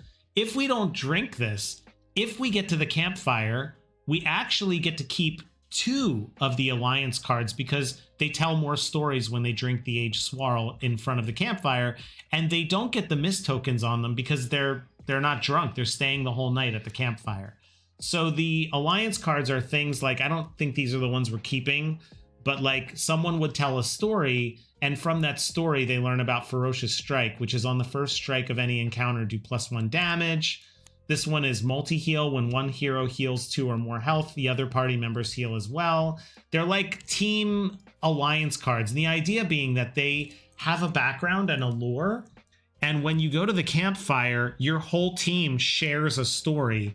You get to pick which story they share from their background. And when they do share it, it's like, oh, wow, now everyone knows that value. So the Age Swirl is a pretty cool card because we can either use it for health now with a little bit of a risk and be drunk, or we could save it for the campfire and then our team gets like a very probably useful ability that everyone on the team will benefit from. Again, we're just going to drink it because red. We're going to drink it because of red. I don't want to have Kira drink it, because if Kira drinks it, she's going to get 2 miss tokens on here, which puts her really close to getting apparel. So we're going to drink it, but it's going to be Ashmar that drinks it. Drunk Ashmar, guys. 1, 2, 3, and he gets 2 miss tokens put on him. All right, we got to play a little bit longer to see how this plays out. We're also going to drink the elixir that Rowan has that gives us 2 back for Kira, and it's without any afterthoughts of being hungover or being drunk. You could have one of those round things for the stats. What do you mean, Furry? All right, we still have the Soul Trap. We're gonna play the last event here. This wasn't actually the event. We're gonna shuffle that in there. Cursed Graveyard. So Cursed Graveyard is gonna be 2 creatures attack. The one thing with the Cursed Graveyard is that if they are undead and I kill them, if I don't finish the entire encounter in one more round, they resurrect back with full health. So let's hope that I don't draw any undead, or, you know, just draw 1. And why don't we just draw another one? Okay, cool. It's not another one. Oh my God. Okay. This is a problem. Is there a Kickstarter for this game so I can support it? Because it's a really cool idea for a game. Thanks, Fistfight. Yeah, we've been working, me and James have been working on this game for over a year. Please, you have no idea. Like, thank you. Thank you for saying that, you know, like, definitely not here to just like, be fishing for compliments, because, you know, we've been working for it for a year, but just know that that means a lot. Fist fight. I think you're gonna like this card. This is one of my favorite cards right now. Oh, at the bottom of their cards, the stats. Maybe you're saying like little round tokens for them. Is that what you're saying? Okay, so this first of all, this is a problem because this guy has to die and the encounter has to end. Otherwise, he's going to come back. But the spider is what I'm more concerned about. This is a new card. We've only seen it one time. Actually, even though this card is really bad for this battle and Ashmar's most likely going to die, it is one of my favorite creatures right now. And you're going to see why here in a second. The way that this spider works is, oh God, I love when the mechanics work like they would in almost like real life. You can kind of see the mechanics and how it makes sense. It's not just like some random rules. Anyway, get to the point, Kurt. Okay, the point is the spider has 3 health and it does 2 damage, but it prioritizes. This is really hard to see, I'm sure, but in the top right hand corner, it will prioritize attacking anyone who has a miss token on them first, which unfortunately, I love the stories that come out of this game. Ashmar drank the Swirl, gets drunk, has two miss tokens on him because he is drunk, and the spider is now like, oh, yes, I will definitely drink that blood, that aged Swirl Ashmar blood, premium. And it has webs, which means if it's attacking a hero with a miss token, that hero is now stunned. So my only shot at this is we got to kill the spider. Kira and Rowan got to bail out drunk ass Ashmar. Kira, who's like basically about to have a broken arm, you know, and Rowan, who basically has been unscathed this entire time, has to bail out drunk ass Ashmar from getting bit by a spider and dying. It reminds me of like Magic the Gathering and D&D had a baby. Thank you. This guy. I bet you say that to all the card games. You trying to take this card game home? It's the kind of card game you take home to mom and dad. That's the back of the box quote for Deadly Decks. Okay, let's play this out. Let's see what happens. I gotta kill this spider. We gotta kill him. Too bad Ashmar doesn't have his torch. Trying not to call him a dumbass, but it's hard when it's the second time he blew that fire. I still have not used the torch. I made this card, and I still have not been able to use it in one of the campaigns yet because he keeps dropping it and fumbling it. All right, let's go for it. We gotta kill the spider. Don't worry, Ashmar. You stay drunk. Just lay down. Don't worry. We'll do all the hard work. Okay, that's a 2. That's going to do 2 damage to the spider. Just drop that on there.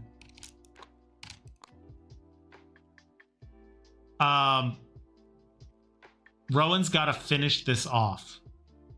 He just can't. I'm not going to say it. He just can't miss. Just don't miss, dude. Bruh.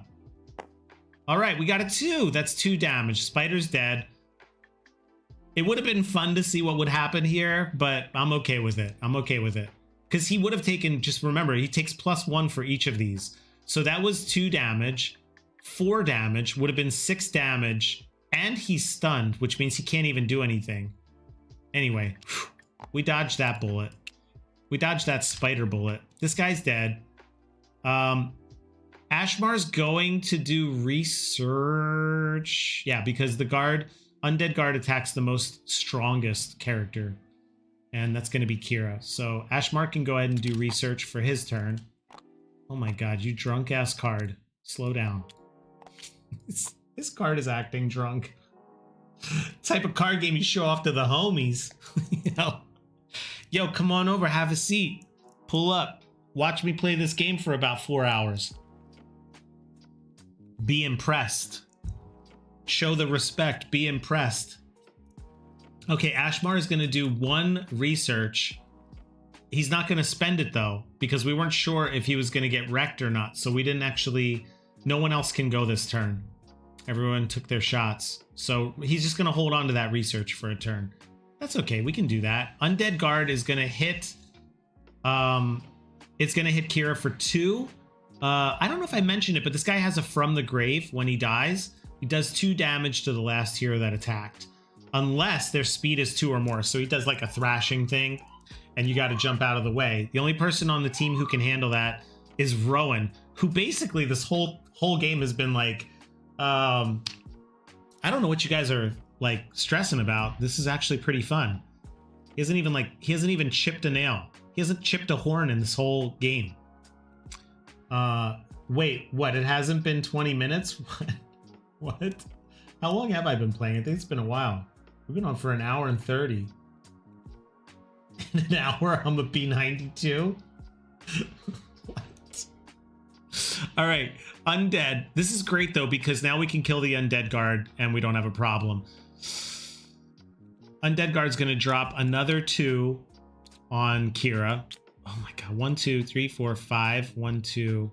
I was thinking about having like some little indicators on the card itself that helps you with counting the damage.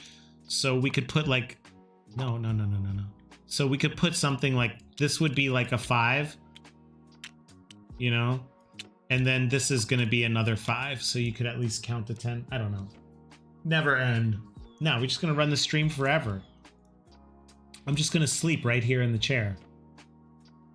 All right. Well, it's time to take care of this guy. Oh,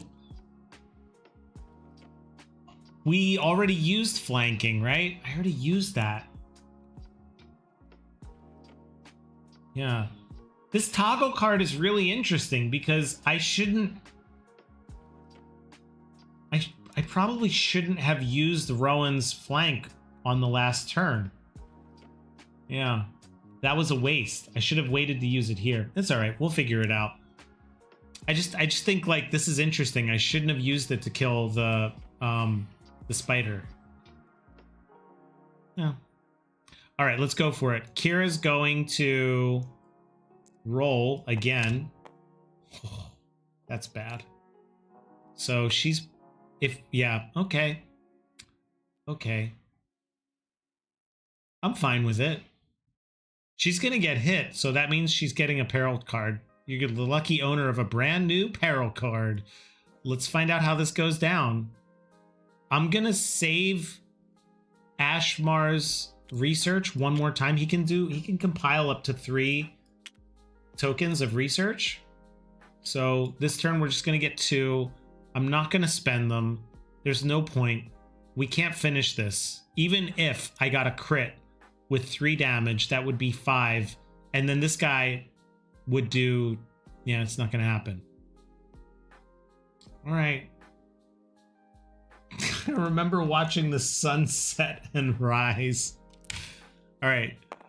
This is a 2. He's going to use the crossbow for 2 damage. We'll just drop that on there. I don't know why I don't use the 2 tokens, but I just don't. I just don't. And then we're going to set him to flank. So he's going to be in flanking for next turn. What's up, Creeper Soar? Oh, Ashmar can get rid of his mist tokens now because they never turned into anything. All right. Well, here we go, guys. The moment you've all been waiting for. The Undead Guard does 2 damage plus 1 for the mist token because she missed. Oh my god, so that's 10. She's down to 4 health. We flip this over. That's 3 of them. We collect all 3 and we turn it in to get a peril card, which is she now has a broken arm. Critical rolls count as basic success for this hero, so she can never crit now. She will never crit now. It's called a wince. She winces in pain when she gets a critical. She just can't do it. That's sad. You want to tell me a bunch of ideas, but you forgot them? I miss streaming so much. Critical rolls count as basic success. Maybe that's not what a broken arm sounds like, but, you know. So she's now like that. We don't have any... There's no mechanics for fixing a peril card at this current moment, but I'm sure it's something that we'll get to at this point. Like, it's not like you're going to play the whole game with a broken arm. But we'll have to see. Like maybe that's something with a town or things like that. But okay, Kira's down to 4. She has a broken arm. I mean, narratively, this game checks out for me. Like the stories that the game is telling right now, it feels right. It feels good. Like Kira got wrecked a lot and she missed a lot. But she also saved Rowan when she had her shield. So a lot of this checks out. And like Rowan also doing his like not getting hit at all. I will say this. I think that there's one specific problem here that I would call out. And that is that I'm pretty sure, according to the cards that we have right now, a character who is a rogue who has speed is almost never targeted. So that might be something that I have to look at. Let's take a note. Because like there's he should have been hit. He should have been hit. You know? Add Perkio? What's Perkio?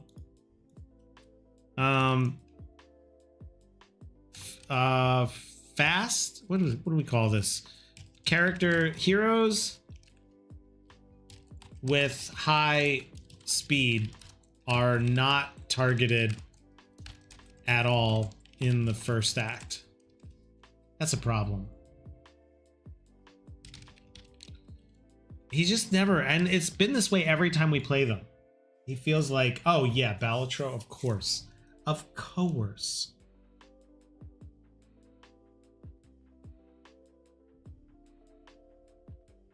Am I still talking to Zayn? Who's Zayn? Oh, are you talking to Creepersaur? Is it game of the year? Don't get me started. We'll be here for another hour. Creepersaur, don't get me started.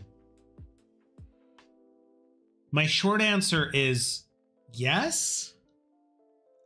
It is a great game. It's a wonderful game. I feel like a game of the year, my short version, my short take on this is, I feel like a game of the year should be a game that executes all disciplines of game design in some form or fashion. And I feel like a game like Balatro, the only reason that I would not say it should be game of the year or representative of game of the year is because it really doesn't have any narrative or story built into it.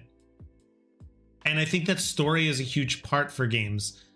I mean, I could see the counterpoint saying that it's like, yeah, but then what? Like a game that is, you know, like what if there's a game that's only story based, right? And it doesn't have any strategy or anything. Should that not be game of the year? But I don't know. There feels like something about a game that's all mechanics driven only that, you know, showcasing it as game of the year to me feels like it's a missed opportunity to showcase a game that actually balanced all of the disciplines in a really amazing way. But at the end of it, again, I come back to, is it game of the year? Yes, question mark. Yeah, I mean, it is a great game. I think it's the right game of the year to make a point that indie game devs are very focused on deep mechanic systems that get out of hand right now. I think that's kind of like if I were to put a like point on where I think indie game dev is right now. You know, it's like Ball Pit, you know, Mega Bonk, Zombie Survivor. These are all games where you're playing them and they're all systems based and they break in really interesting ways. So we're in an era right now where indie game devs are exploring the ideas of games that break through a high volume of chaos that slowly builds over time. I think that is really interesting. I think it's super cool. I don't know if it makes a game of the year, but it is a game of the year. You know what I'm saying? That's my hot take. So yes. Yeah, sure. Game of the year. Why not? Yeah. Does it hold up to other games of the year? Does it? That's my take on it. Okay, guys, let's finish this. You guys forgot how good Curtis Wow streams are for procrastination rants and never getting anything done. Chaos is especially fun with friends. That's a good point too, Raymond. Yeah. I feel like I need to embrace that a little bit more. You know, like the absurdity era of game design that's happening right now. You know, starting with like Danny. I think Danny really kicked it off. Which I don't know if you guys know this, but a lot of people speculate that Megabonk is a Danny game. Did you know this? There's like a whole conspiracy theory that Megabonk is a Danny game, and that's why when they want to include it, they wanted to give it an award at the Game Awards. That it was basically turned down. They were like, no, please don't, because it wasn't. It was, they were calling it best debut game, and the creator, who people speculate is Danny, was basically responding and saying, I cannot accept this award because it is not my debut game. I've made other games. Thanks, Fistfight. Yeah, this is going to be a physical and digital game. So there's going to be a digital version of the game. This is Tabletop Simulator, by the way. I don't know if you're familiar with Tabletop Simulator, but I'm using it to play the game and prototype the game. You can get it on Steam. Maybe eventually I'll actually release the build of Tabletop Simulator that I'm working with, so you guys can try it. Wait, you said he said it wasn't his first game. Are you saying the creator of Megabonk, or are you confirming that it was Danny? Because last I heard they thought it was Danny, but they weren't sure. But thanks. I'm really... This game, just so you know, this game was, like I said, on life support at the end of last summer. James and I worked on it as a game designer. I've made a lot of games, but I've never made a game that's like a systems-based combat game. I've never made one before. And I'll be honest with you, the end of last summer, it was pretty bleak. Like, the game just was not fun. You really felt like you were just rolling over and over again to kill things, which, strangely enough, now the game is still doing it, but I can tell you it's light years away from where it was before. There wasn't really any choices. There wasn't any, like, interesting... Yeah, there just wasn't any choice behind it. There's a lot of broken rules, though. The Danny conspiracy is definitely true. Yeah, but... Oh, it is Danny, because in his channel description, he talks about loving Danny. Interesting. Danny shares the same table in PS4 as Vedanod, and Vedanod is Danny. Oh my gosh, that's right! Danny Dev, that's right. Vedanod has Carlson in his Steam library. It's really funny. My bet is we're gonna see a video from Danny talking about how he wanted to see if he could make a game that hit and popped off without using a YouTube channel. You know, like that whole angle of like, everyone says it's so hard, you know, which I never like when these guys do this kind of stuff, where they're like, you know, people think that like I just put out a game and it blows up because I have all these followers, so I started a fake account. And it's like, yeah, but you have all your skills. It's like saying if like I don't know, if like Keanu Reeves like made a movie and changed his name and his face, that it wouldn't be a good movie. Yeah, it would. It would be a great movie because he's a great actor. Like, that's not that's not like a boast to be like, I'm a great actor, so I started without people knowing who I was, and then look at it, everyone said I did great acting, right? It's like the same thing. And I think a lot of these YouTube channels, they try to do that. Not saying that I would throw shade at Danny. I think Danny's brilliant, and honestly, if he did that, I would still watch that video. But I do feel like it's like, is that really what's happening? You really start from scratch? I don't think so. Okay, where were we, guys? Where were we? I gotta finish this battle, and then I gotta hop off. This was a really fun and long stream, though. Danny was under too much pressure. That's probably why. Yeah, that makes sense. That would be totally bogus if Keanu did that, though. Yeah.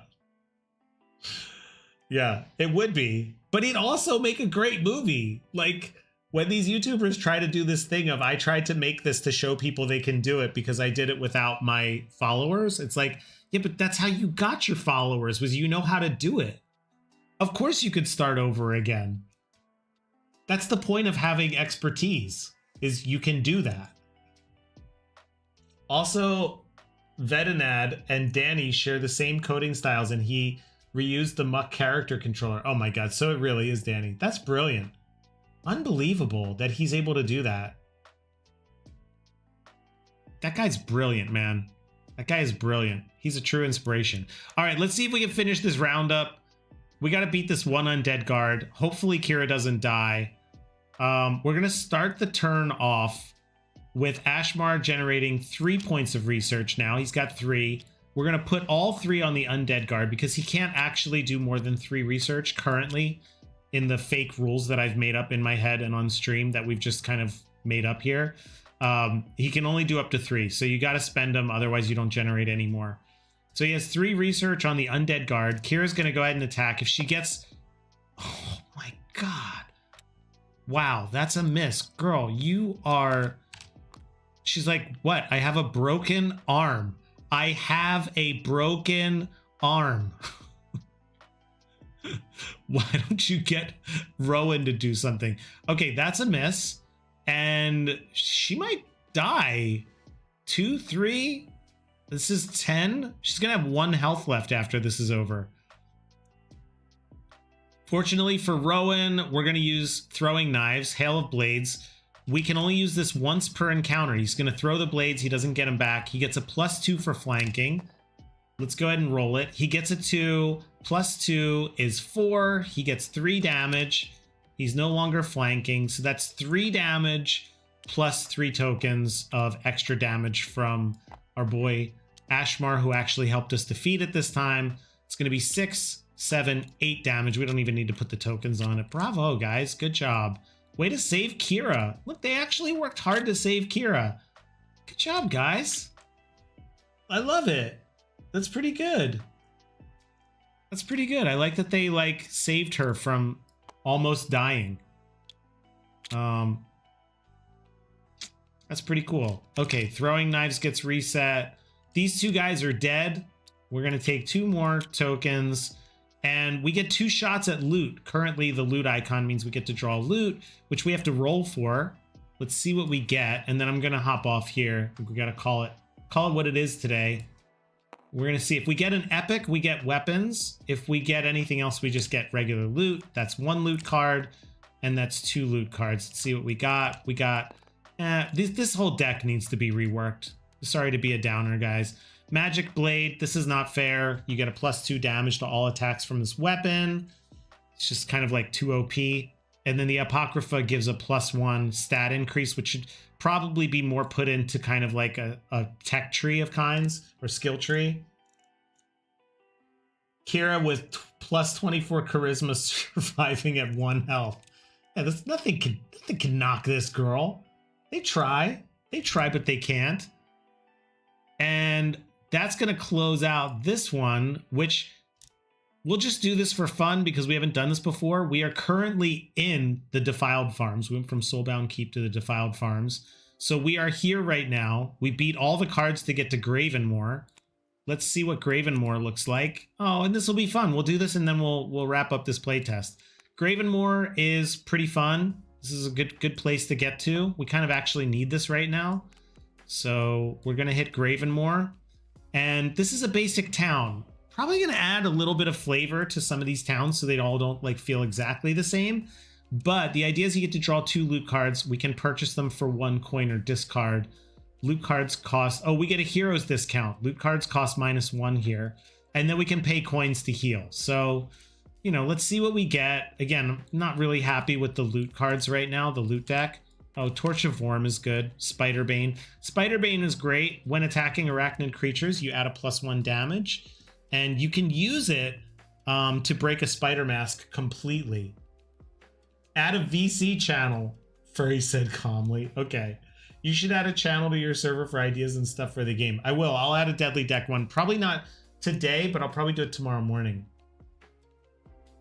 Actually, Kurt, I own Gravetown, so you have to pay me rent. I love that you called it just... you own it and you refer to it as Gravetown. It's great. I love it. You're like a slumlord. You're like have no care for the like actual name of the place. You're just like, hey, Oh yeah, did you visit Gravetown? Oh yeah, you're gonna owe me some money when you go through Gravetown. I'm like, sir, it's Gravenmore. Yeah, sure, Gravetown. Whatever, call whatever you want. I don't care. You're gonna give me the money though. Oh, server. Yeah, let me drop the link. Yes, fist fight for sure. Thanks for hanging out. Let me get that link. I just fixed the link yesterday. I think this is where the chat tells me, yeah, you didn't actually figure it out because you don't really know how Discord works. Been using Discord for like a billion years and I still have no idea. I can't even find the invite link. Where's it? Here it is. Okay, I got it. Let me drop this in the chat before people jump out of here. Try this. Try it. See how it goes. All right. Well, we can play through it. Let's see. I mean, would I buy any of these? Yes, I would. I have this much loot. Kira needs to get healed, and man, I would buy both of these. That would be 5. 1, 2, 3, 4, 5. That would be 5. That would leave me 3. And then this is a poorly written heal spell thing here where you pay 1 coin to heal 2 hearts, pay 1 coin for each additional heal. It's terribly written, but the basic idea is I can basically heal 4. That would be 2, and then plus 1 is 2, which would be 4. I can heal for 4. So let's take 1, 2, 3, 4 off of Kira. That would do that. And then we would basically get both of these cards. And then, yeah, after Gravenmore, we have to draw additional Act 1 events. Actually, we would be in Act 2 now. Oh, wait, would we? That's a good question. Does Gravenmore, after, let's take a note on that. Is Gravenmore technically Act 2? Is Gravetown, Gravetown. Dev creates lore. Players throw it in the trash. Will Baby Wow play the game? Baby Wow is 5, dude. Baby Wow could play. I own the house filled with spiders. Trust me, I tried hiring people for it, but please leave my home. This is great. This is too fun. Did I miss? I didn't miss any meetings or anything. No, I didn't. Oh my god, we've been playing for almost 2 hours. Wow, what a fun stream. Guys, you made the stream a blast. Thanks for hanging out here. Let me put this as, is Gravenmore Act 2? Or when you draw Gravenmore, are they Act 1 cards? Feels like we've been in Act 1 for a long time. We did 2 whole sets. Feels like your Act 1 is over, and then this would be Act 2, but I don't know. Let's see. I wonder if Gravetown has graves. It probably should, right? Did you force him to be a Roblox dev so he can make the next Grow a Garden? Working on it. I'm working on it. Baby Wow is vibe coding the next great Roblox game. Wow, this was a fun playthrough. This game keeps getting better and better. It's hard to believe that just 2 weeks ago, there were none of these cards. These guys did not have these powers. You couldn't research with Ashmar. There were no mist tokens. There was no fire damage, which thanks to Ashmar, we still have yet to actually do anything with. Really cool. It's really cool to see how far this game's like been picking up over the past 3 weeks. As I mentioned, you guys could probably say bye to these little guys here for a little bit. They're pretty balanced at this point. Like diminishing returns is where we're at with these guys. They're fun to play. They're interesting. I'm sure there will be small tweaks as we kind of like tweak the rest of them. But next playthrough, we're going to probably pick from these 4. These guys are sorcerers and they use magic. Magic is a whole different system. And I'm just not ready to tackle that yet. I want to get basic combat down first. So we'll pick 3 new heroes. And we'll start again and again and again. We just play with these guys. And then that'll mean we're 1 step closer to playing with spellcasters. You can't tell, I'm a little nervous to play with the spellcasters. They're really cool, but the mechanics, it's a big mechanic to solve because they have to be different from the rest of the physical attackers, right? They got to feel different. They got to feel exciting to play. Anyway, Guys, this was like super fun. I cannot tell you how fun it is to hang with you guys here, make jokes, have fun, good times. Thank you for welcoming me back to streaming. And Raymond, thanks for shouting out that this is 11 streams of Deadly Decks is actually a pretty great achievement. I got to keep that in mind. Cool. All right, guys, I'm going to hop off. I hope you guys have an amazing, awesome Tuesday. I'm going to be back here tomorrow, play again. Definitely a shorter stream tomorrow because I got to do a little bit of side work tomorrow, but we'll be on. Oh, and Fist Fight, thanks for hanging out. Hope to see you on the Discord. Thanks for subbing. Means a lot. All right, Curtis, wow. Ow.